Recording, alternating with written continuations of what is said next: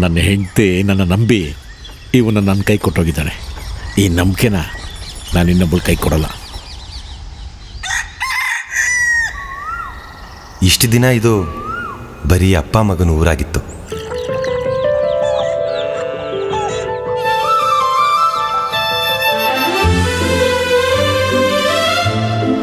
ಮದುವೆ ಆಗೋವರೆಗೂ ಲವ್ ಮಾಡಲ್ಲ ಅನ್ನೋ ನಮ್ಮ ಸಂತು.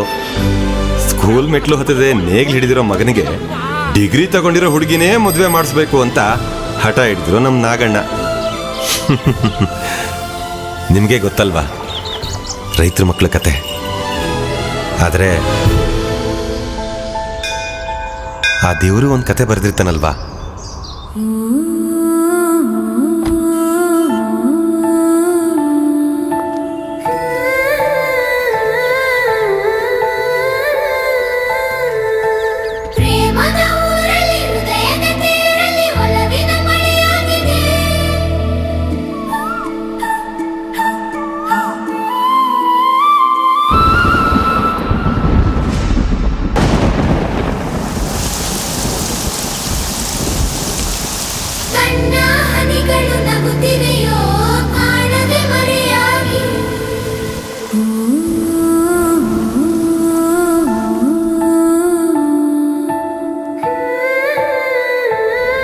ಇದು ನಮ್ಮ ಕತೆ, ನಿಮ್ಮ ಕತೆ, ಮನಸ್ಸುಗಳು ಮಗುವಾಗೋ ಕತೆ.